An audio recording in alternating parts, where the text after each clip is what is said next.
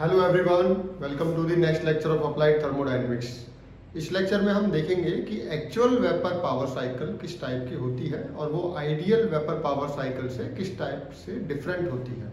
तो पहले हम देखते हैं एक्चुअल वेपर पावर साइकिल में लॉसेज होते हैं। तो मेनली अगर हम लॉसेज की बात करें,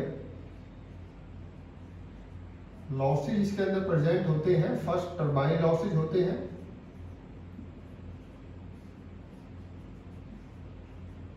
सेकेंड पंप लॉसेज होते हैं,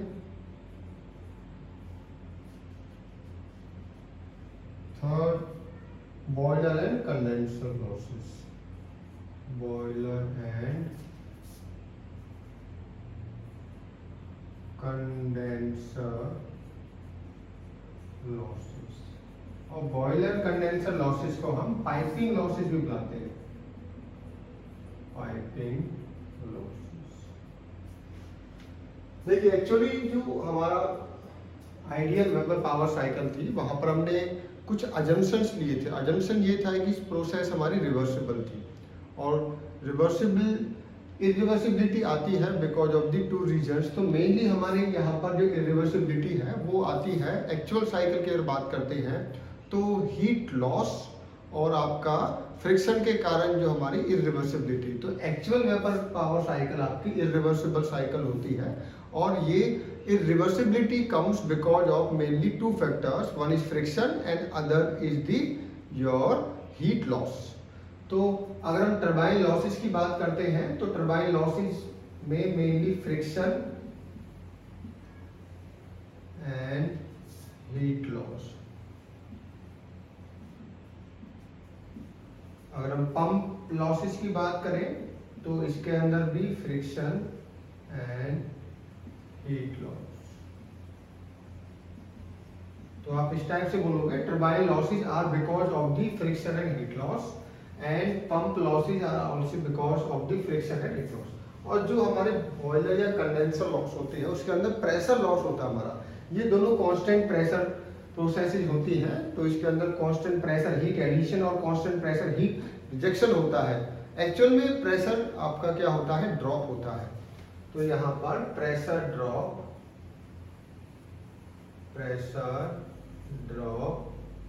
ड्यू टू फ्रिक्शन। तो हम इंडिविजुअली देखते हैं पहले कि टरबाइन लॉसेस, पंप लॉसेस और बॉयलर एंड कंडेंसर लॉस। उसके बाद हम पहले सेपरेट देखेंगे इंडिविजुअल लॉसेस को, उसके बाद हम कंबाइंड साइकिल को देखेंगे कि लॉसेस को कंबाइन करें किस टाइप की एक्चुअल वेपर पावर साइकिल आपकी होगी। ठीक है, तो इसको हम देखते हैं अभी।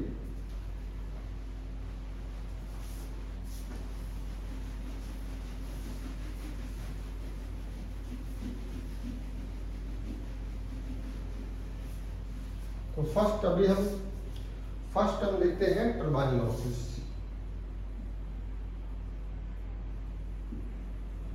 टरबाइन लॉसेस देखिए,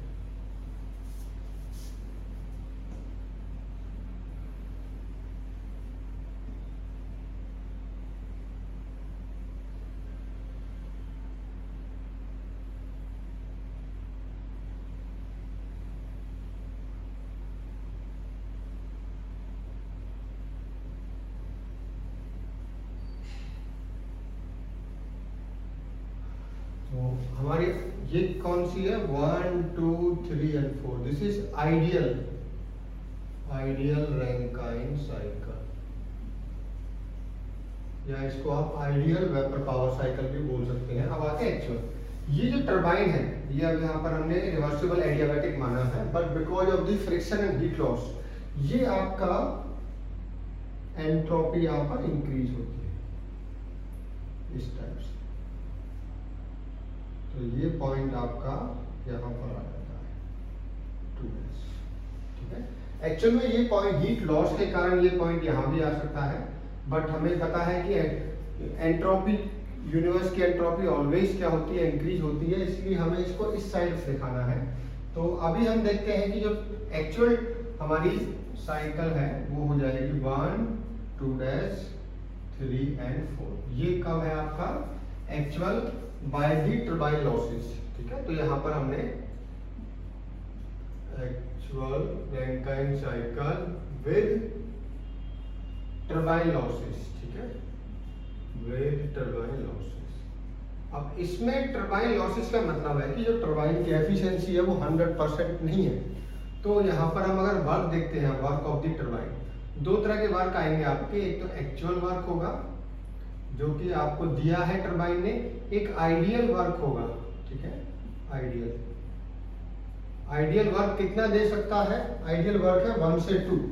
तो इसको हम अगर आइडियल वर्क देखते हैं तो दैट इज और H1 माइनस H2, ठीक है, ये हमारा आइडियल है। एक्चुअल देखते हैं that is H1 minus H2 dash.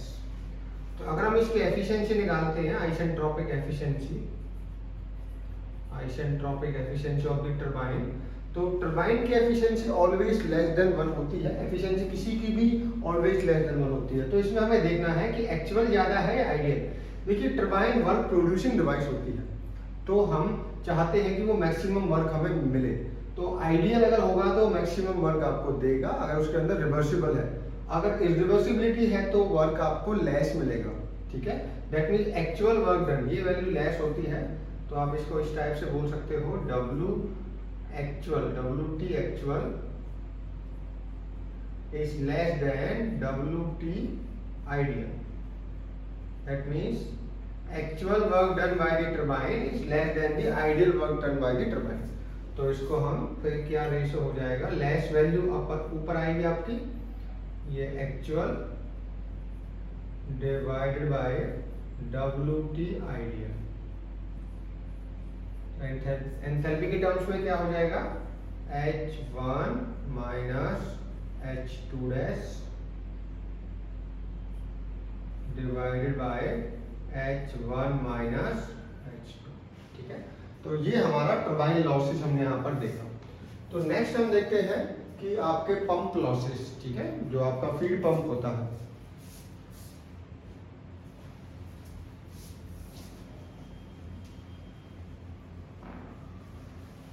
देखिए अब हम देखते हैं pump losses.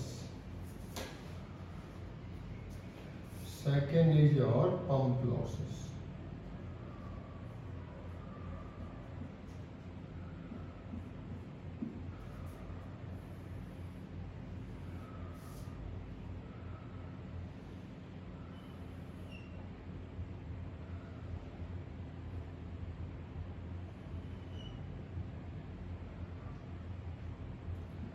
One, two, three, four, ठीक है।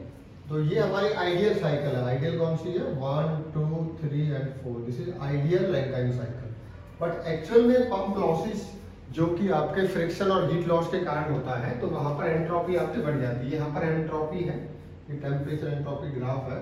तो यहाँ पर एक्चुअल में आपकी एंट्रोपी क्या हो जाती है, इट विल इंक्रीज। तो ये पॉइंट हो गया आपका 4s। तो यहाँ पर हम 1, 2, 3, 4s, ये आपकी कौन सी है, एक्चुअल, और ये कौन सी है आपकी आइडियल। ओके, तो अभी हम देखते हैं कि जो आपका पंप है, पंप का आइडियल वर्क कितना है।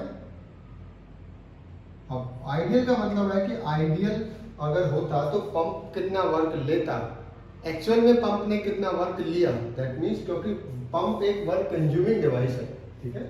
तो अभी हम आइडियल, तो आइडियल केस में पंप आपका कितना वर्क लेता, H4 माइनस H3, ठीक है, H4 माइनस H3। बट अभी एक्चुअल में कितना लिया, एक्चुअल में लिया H4 डैश माइनस H3। अब देखिए आइडियल अगर होता तो वर्क रिक्वायरमेंट कम होती, पंप को कम वर्क देना पड़ता, बट एक्चुअली इरिवर्सिबिलिटी होने के कारण पंप की वर्क की रिक्वायरमेंट आपकी बढ़ जाती है। दैट मीन्स पंप के केस में जो आपका आइडियल वर्क है वो लेस होता है एक्चुअल वर्क के, ठीक है। तो अगर हम isentropic efficiency of the pump निकालते हैं, isentropic efficiency of the pump, तो एफिशिएंसी हमेशा लेस देन 1 है, तो जो ऊपर वैल्यू आएगी वो लेस देन, तो लेस वैल्यू कौन सी है, ideal. So that means ideal work done, the ideal work required for the pump divided by actual work required to operate for the pump. तो ये आपका पंप की एफिशिएंसी है। अब हम नेक्स्ट देखते हैं कि आपका कंडेंसर और बॉयलर लॉसेस क्या होते हैं।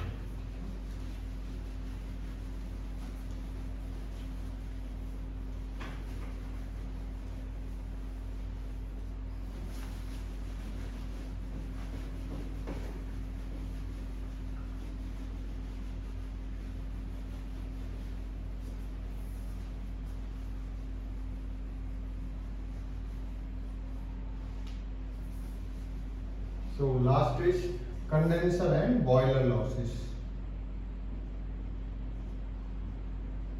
Condenser and boiler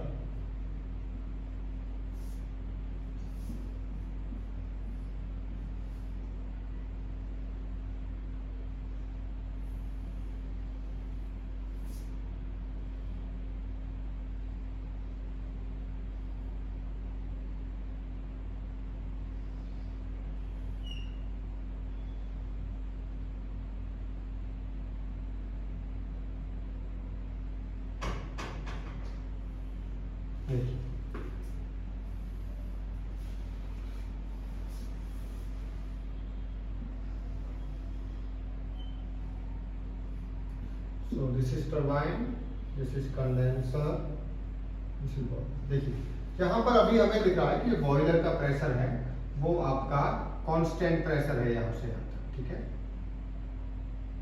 yes। और एक्चुअल में आप देखोगे तो आपको इस टाइप का दिखेगा। हम इसको इस साइकिल को दिखाते हैं।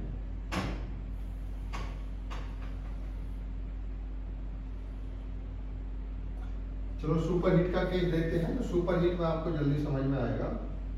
अगर हम सुपर हीट का केस लेते हैं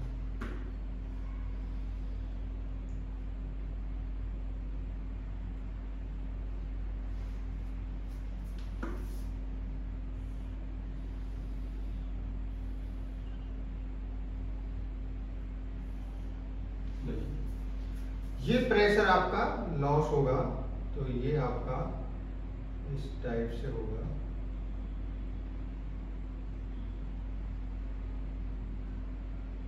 ठीक है, उसी टाइप से कंडेंसर का जो लॉस होगा वो आपका इस टाइप से। ठीक है, तो ये आपका क्या है, बॉयलर प्रेशर लॉस, और ये आपका है कंडेंसर प्रेशर लॉस। ठीक है, तो अब हम देखते हैं एक ही साइकिल में कंप्लीट लॉसेस को किस टाइप से आप दिखा सकते हो। ठीक है, तो एक्चुअल आपकी जो एक्चुअल रैंकिन साइकिल या एक्चुअल वेपर पावर साइकिल किस टाइप से रिप्रेजेंट कर सकते हो आप सिंगल साइकिल के अंदर। तो अगर हम एक्चुअल की बात करें तो देखिए किस टाइप से आप इसको शो करोगे।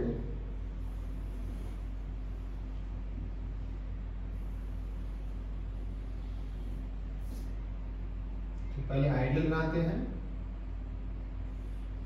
सपोज हमने सुपर हीट का केस लिया है,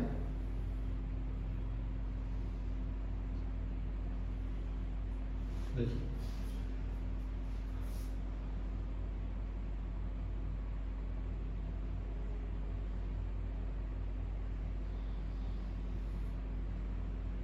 ये तो हो गया आपका टरबाइन का, ओके, ये हो गया पंप का, और यहां से आएगा आपका बॉयलर लॉसेस,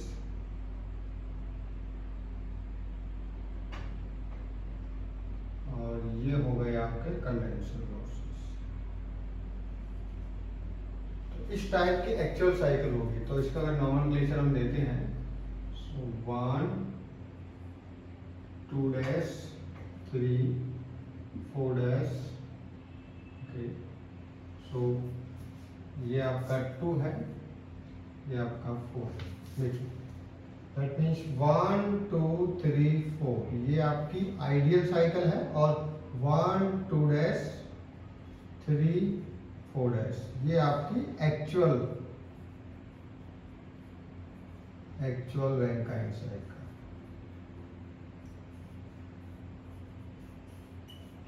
ठीक है, तो टरबाइन में लॉसेज जो होते हैं मेनली टरबाइनर पंप में, वो फ्रिक्शन और आपका हीट लॉस के कारण होते हैं, जबकि जो आपका कंडेंसर और बॉयलर में है जो कि प्रेशर लॉस होता है, तो वो mainly because of the friction होता है आपका।